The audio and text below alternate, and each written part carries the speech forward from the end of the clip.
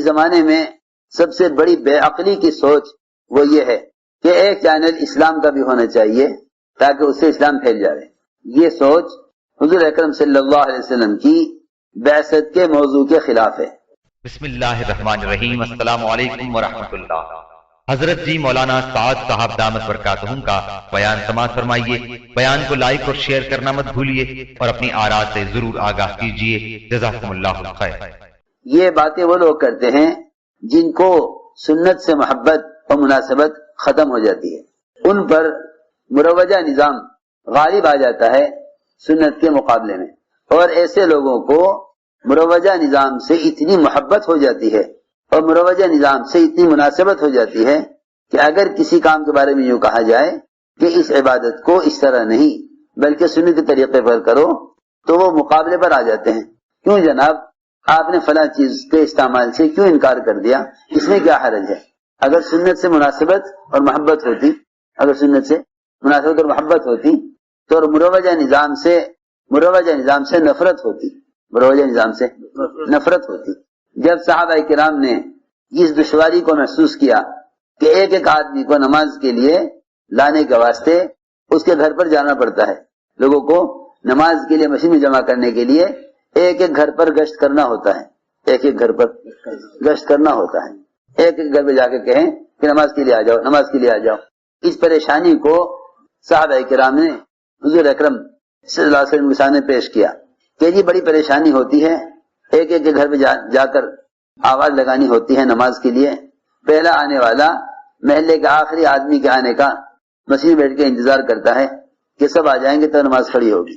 صحابہ نے عرض کیا ہمارے آج کل کے اس دور میں لوگوں کو کسی تقریب یا کسی غم خوشی پر جمع کرنے کا طریقہ یہ ہے کہ ہم ڈھول بجا دیتے ہیں، اس کی آواز سے لوگ جمع ہو جاتے ہیں. تو کیوں نہ مسجد میں ڈھول رکھ دیا جائے، جس نماز کا وقت آئے ڈھول بجا دیا جائے، اس کی آواز پر لوگ سمجھ جائیں گے کہ نماز کا وقت ہو گیا. یہ مشورہ دینے والے کوئی منافقین نہیں تھے کہ جو اسلام کے مزاج سے صحابہ کو ہٹانا چاہتے ہوں. بعض نے کہا کہ سارنگی بجا دی جائے یا اس پر نماز کہہ دیا جائے، اس کی آواز سے لوگ جمع ہو جائیں. بعض نے کہا نہیں جی ایک اور شکل ہی ہے آسان کہ آگ جلا دی جائے، اس کا دھواں اٹھے گا تو لوگ دھویں کو دیکھ کر نماز کے لیے آ جائیں گے. حضور اکرم صلی اللہ علیہ وسلم آیا نہیں، یہ طریقہ یہود کا ہے ڈھول بجانا، اور یہ سارنگی بجانا یہ طریقہ نصارہ کا ہے، اور آگ جلا کر جمع کرنا یہ طریقہ مجوسیوں کا ہے. ہمارا لوگوں کو نماز کے لیے جمع کرنے کا یہ طریقہ نہیں ہے، یہ طریقہ نہیں ہے. بلکہ بلال ایک ایک گھر پر جائیں اور ایک ایک کو جا کر نماز کے لیے خود دعوت دے کر لائیں، نماز کے لیے خود دعوت دے کر لائیں. اللہ کی شان جو گھر گھر جا کر نماز کے لوگ بلا کر لاتے تھے، اللہ نے انہی کو اسلام کا مؤذن بنایا. بلال کو مؤذن بناؤ. آواز ان کی بلند ہے یہ ظاہری سبب ہے، ورنہ اصل بات یہ ہے کہ جس کا لوگوں کو نماز کے لیے جمع کرنے پر خود اپنا ذاتی طور پر بدن استعمال ہو. اس زمانے میں جتنی بھی آوازیں مسلمانوں میں دین کی لگ رہی ہیں وہ ساری آوازیں آلات کے ذریعے سے پہنچ رہی ہیں، آواز کے ذریعے سے پہنچ رہی ہیں. میری بات توجہ سننا، سب آواز کے ذریعے سے پہنچ رہی ہیں. یہ براہ راست نہیں آواز لگا رہا بلکہ مشینیں آواز پہنچا رہی ہیں. یہ ایک کو دعوت دینے کے لیے خود چل کر نہیں جا رہا بلکہ کسی بھی ذریعے سے دین کا پیغام پہنچا رہا، کسی بھی ذریعے سے دین کا پیغام پہنچا رہا. اس کی دعوت میں وہ تاثیر ہو ہی نہیں سکتی. عجیب بات ہے، بلال رضی اللہ تعالیٰ عنہ ایک ایک گھر پر جا کر اس کو نماز کے لیے بلا کر لاتے. اللہ تعالیٰ نے اذان میں ایسی جاذبیت رکھی. فتح مکہ کے موقع پر حضور اکرم صلی اللہ علیہ وسلم نے حضرت بلال سے فرمایا کہ بلال کعبے کی چھت پر چڑھ کر اذان دو، کعبے کی چھت پر چڑھ کر اذان دو. حضرت بلال رضی اللہ تعالیٰ نے فتح مکہ کے موقع پر کعبے کی چھت پر چڑھ کر اذان دی. تو ایک مشرک نے حضرت بلال کی اذان کا مذاق بنانے کے لیے ان کی اذان کی نقل اتاری. جیسے بلال نے اذان دی ایسے ہی اس نے بھی حضرت بلال کو دیکھ کر اذان دی. مشرک نے اذان کا مذاق بنانے کے لیے ان کی طرح نقل اتاری. ایک صحابی نے آ کر عرض کیا حضور اکرم صلی اللہ علیہ وسلم سے کہ یہ بلال کی اذان کا مذاق بنا رہا ہے.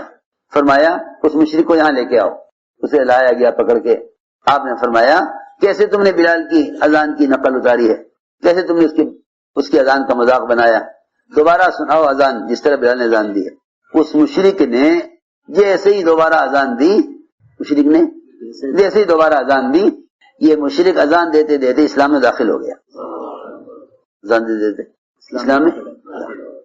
دیکھو یہ سمجھنے کی بات ہے کہ جو نماز کے لیے جمع کرنے کا واسطے خود چل کر جاتے تھے اذان کی شروع ہونے سے پہلے, اللہ تعالی نے ان کی اذان میں ایسا اثر رکھا, اللہ نے ان کی اذان میں ایسا اثر رکھا, اب مؤذن گشت نہ کرے گا کہ میں تو مؤذن ہوں. اب مؤذن گشت نہ کرے گا کہ میں تو مؤذن ہوں. گشت کیوں کروں جب مسجد میں مائک لگا ہوا ہے اور سارے محلے میں اذان کی آواز پہنچ گئی, تو گشت کی کیا ضرورت ہے, گشت کی کیا ضرورت. جب مائک پر اذان ہو گئی اور سارے محلے کے لوگوں کو اذان کی آواز پہنچ گئی تو اب گشت کی کیا ضرورت ہے. میں کچھ کہنا چاہتا ہوں, اگر تم لوگوں کو کہ قلوب کو اس فریق کی طرف پھیرنا چاہتے ہو تو گشت کا کوئی متبادل نہیں ہے, گشت کا کوئی متبادل نہیں ہے. تمہاری اذان مؤثر ہی جب ہوگی دوسروں کے لیے, مسلمان تو مسلمان, کافر کو بھی تمہاری اذان اسلام کی طرف کھینچ لائے گی. جب دو باتیں ہوں, ایک تو نماز کے لیے گشت ہو, نماز کے لیے گشت ہو, ایک تو نماز کے لیے گشت ہو. دوسری بات یہ ہے کہ بات کے پہنچانے کے لیے آلات اور مشینوں کا استعمال اصل نہ سمجھا جائے. عجیب بات, بلال کی اذان پر مشرک نے اسلام قبول کر لیا, مشرک نے اسلام قبول کر لیا, حالانکہ اس نے اذان کا مذاق بطور استہزاء کی کیا, لیکن اللہ کا نام لینے کی برکت کہ جب آپ نے اسے دوبارہ اذان دلوائی تو دوبارہ اذان دلوانا اس کے مسلمان ہونے کا ذریعہ بن گیا. اس امت نے جب دعوت کو چھوڑ دیا, میں آپ کو بتاؤں حقیقت, ہم ایک ملک میں گئے, وہاں کی کئی مسجدوں میں جانا ہوا. جس مسجد میں جاتے ہم اذان ہوتی, اذان کے بعد ہم کہتے کہ بھئی یہاں مؤذن سے, امام صاحب سے ملاقات کرنی ہے. جی امام صاحب تو نماز کے وقت آئیں گے. اچھا تو ابھی اذان تو ہوئی ہے لیکن ذرا مؤذن سے تو ملاقات کرا دو, مؤذن سے ملاقات کرا دو. کہنے کہ مؤذن آپ کہیں باہر سے آئے ہیں, یہاں نہیں رہتے. نہیں تو یہاں نہیں رہتے, باہر سے آئے. کہ اچھا آپ کو معلوم نہیں یہاں کسی مسجد میں مؤذن نہیں ہوتا, کسی مسجد میں مؤذن نہیں ہوتا, یہاں کسی مسجد میں مؤذن نہیں ہے. میں نے کہا یہ تو نہیں, آپ غلط کہہ رہے ہیں, ابھی تو میں نے اذان سنی کہ یہ تو نیٹ سے ہوتی ہے اذان, مؤذن نہیں ہوتا ہے. سوچو اس بات کو. جس نماز کے لیے صحابہ گشت کرتے تھے اس نماز کی طرف بلانے کے لیے اب مؤذن بھی نہیں ہے. امت دعوت کو چھوڑتے یہاں تک پہنچ گئی کہ اسلام کا شعار اذان, اس کو بھی امت نے اس لیے چھوڑ دیا کہ جب آلات کے ذریعے اذان کی آواز پہنچ سکتی ہے نیٹ کے ذریعے, تو پھر مسجد میں مؤذن رکھنا, اس کی تنخواہ دینا, اس کے لیے مکان گھر کا انتظام کرنا, کیا ضرورت ہے. تو میری بات سمجھ رہے, یہ نحوست ہے, یہ نحوست ہے ان جدید آلات کی جن کے استعمال کرنے کو اس زمانے کے پڑھے لکھے اور امت کے سمجھدار لوگ بھی یوں سوچتے ہیں کہ اس زمانے کا طریقہ یہ ہے, اس زمانے کا طریقہ وہ تھا. یہ اس کی نحوست ہے, یہ اس کی نحوست ہے کہ مسجد میں مؤذن نہیں ہے, مسجد میں مؤذن نہیں. مجھے بہت ہی افسوس ہوا, میں نے کہا اللہ اکبر, اسلام کا شعار ہے اذان, اسلام کا شعار ہے اذان. یہ فرمایا حضور اکرم صلی اللہ علیہ وسلم نے صحابہ سے کہ جس بستی سے تمہیں اذان کی آواز نہ آئے وہاں حملہ کر دینا, اس لیے کہ وہاں کوئی مسلمان نہیں ہے, وہاں حملہ کر دینا کیونکہ وہاں کوئی مسلمان نہیں ہے. اذان کی آواز کے نہ آنے کا مطلب یہ ہے کہ یہ ساری آبادی یہ کفر کی آبادی ہے, نہ کوئی مسلمان نہیں, وہاں حملہ کر دینا جہاں سے تمہیں اذان کی آواز نہ آئے. گویا اسلام کا سب سے بڑا شعار اور اسلام کی سب سے بڑی علامت وہ اذان ہے. اذان دعوت ہے, اذان دعوت ہے, اور دعوت سے ہی آدمی اپنے آپ کو مسلمان ثابت کر سکتا ہے. ساری بات یہ سمجھانے کے لیے عرض کی تھی کہ اپنے دماغوں سے, ذہنوں سے یہ نکال دو کہ دنیا میں اسلام کو پھیلانے اور اسلام کو قائم کرنے کے لیے نقل و حرکت کا بھی کوئی متبادل ہو سکتا ہے. یہ ذہن سے نکال دو, یہ ذہنوں سے نکال دو, کیونکہ دعوت اور عبادت مسلمان کے اپنے جسم کا براہ راست استعمال ہونے کا نام ہے. دعوت اور عبادت مسلمان کے اپنے جسم کا براہ راست استعمال ہونے کا نام ہے. یہ سمجھنے کی بات ہے. جس طرح مسلمان کا بدن عبادت کے لیے استعمال ہو اس سے اور کوئی متبادل ہو نہیں سکتا. کوئی آپ مشین ایسے رکھ لیں جو آپ کی طرف سے نماز پڑھ لے، یہ ممکن نہیں ہے. آپ بیمار بھی ہیں تو آپ بیٹھ کر نماز پڑھیں، بیمار ہیں تو آپ لیٹ کر اشارے سے نماز پڑھیں. لیکن یہ نہیں کہا جائے گا آپ کے بدلے میں کوئی دوسرا انسانی نماز پڑھ لے، یہ نہیں کہا جائے گا، کیونکہ یہ محض بدنی عبادت ہے.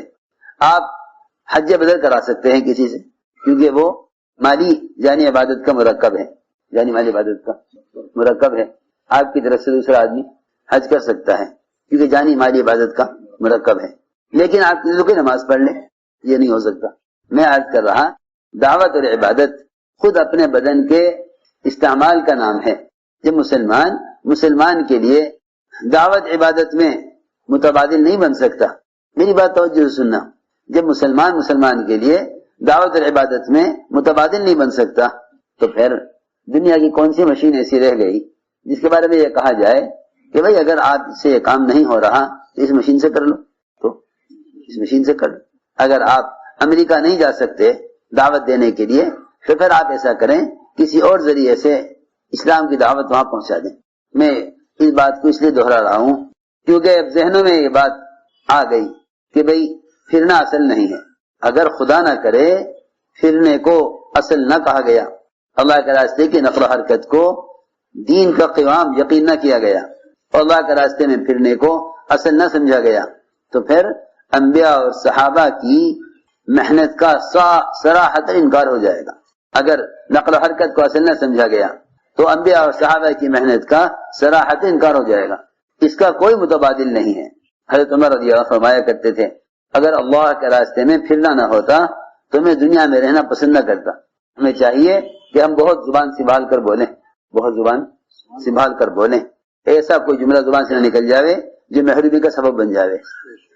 حضرت عمر کا قول ہے اللہ کے راستے میں اگر پھرنا نہ ہوتا تو میں دنیا میں رہنا پسند نہ کرتا.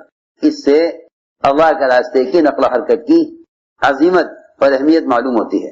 سنو غور سے، اگر کسی شخص کو ساری دنیا کا مال دے دیا جائے، اللہ تعالیٰ اس کو پوری دنیا کے مال کا مالک بنا دے، جتنا بھی زمین کے اوپر نیچے مال کی جو بھی قسم ہے، جواہرات کی شکل میں، سونے چاندی کی شکل میں، اگر یہ سب کا سب ایک آدمی کو دے دیا جاوے اور اللہ اس کو اس کا مالک بنا دے اور وہ ساری دنیا کا مالک بن کر اس سارے مال کو ایسے راستے میں خرچ کر دے جس سے اللہ بھی راضی ہو جاوے، جس سے اللہ بھی راضی ہو جاوے، تب بھی خدا کی قسم آدھے دن اللہ کے راستے میں نکل کر دعوت دینے کے برابر نہیں ہے. یہ پکی بات ہے، یہ پکی بات ہے، یہ پکی بات ہے.